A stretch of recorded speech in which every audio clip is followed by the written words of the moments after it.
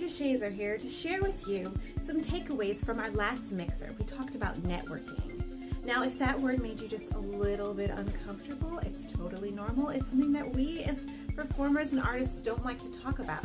But unfortunately, it doesn't go away. At any tier in our career, we're going to have to continue to network and build relationships. But at our mixer, we discussed some ways that this can be a little easier. And we're going to share them. So one of the biggest takeaways from our networking night was to change our mindset about networking and start to think of it as farming, not hunting, right? So every time you meet someone, you're planting a seed. The next time you meet them, you might water it, or then you might till the soil. I don't know, I'm not a farmer, but you get what I mean. Every time you meet someone, they get to know a little bit more about how you impact the industry and why you're important to the industry. And eventually, if you form a mutually beneficial relationship, you'll intersect somehow. So I think it changed a lot of our mindsets about having to, seal the deal and get the business card right away at networking events. It's not about that. It's about planting seeds and developing relationships naturally. So maybe you're like, you know what, Tia, I don't know how to have a natural conversation with someone that I don't know or someone that I've only auditioned for, and now I see him at this networking event and I don't know what to say.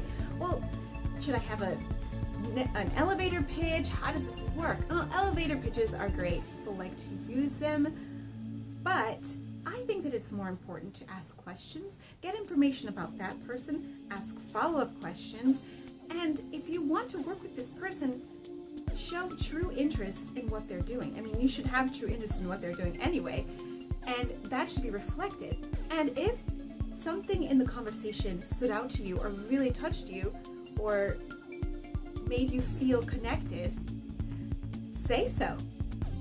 And leave a good impression in that way, other than just saying, like, here's what I do, here's all about me. If you can find a mutual understanding by having a real conversation with a person, that's going to leave a much better impression. And so with that said, it's probably not the best idea to ask for something without adding value in return. This is something that we, encourage in our Bold Facebook group. You share something before you ask for something. And so that's also true in networking environments. You want to approach any relationship in a way that you show them that it's going to be mutually beneficial for them. If you've gotten this far in the video and you're like, oh, Tia, no, I don't think so. I am an introvert. I want to be alone right now. And it's cold, it's like winter time too. I just want to be at home hibernating. Listen, so do I. And I actually am not an introvert, but I prefer being around smaller groups of people, like 5 people, not the hundreds of people that you find in all these openings, but they're happening and we kind of need to be there sometimes. So one of my favorite things to do when I do have to go to an event like this is to have a wing woman, or a wingman. Sometimes I bring my husband too, but it's important to have someone else that's gonna, be there with you. They know that you might not like crowds that much, but they're gonna be making introductions for you, or just making you feel a little comfortable when you don't, have anyone to talk to. You can squeeze into a conversation that's easier if someone's making the introduction for you. So wing woman is a good tip. Bring a friend if you're going to a networking event. Also, if you've made a connection that you really feel that it's important, follow up in the way that feels the most natural, right? You can kind of gauge when you don't need to ask if a business card is not appropriate. You can the next day send an email. You can the next day send a Facebook message if you feel, when it feels right and if it feels natural. Or ask a friend if you don't know if you're gauging it right.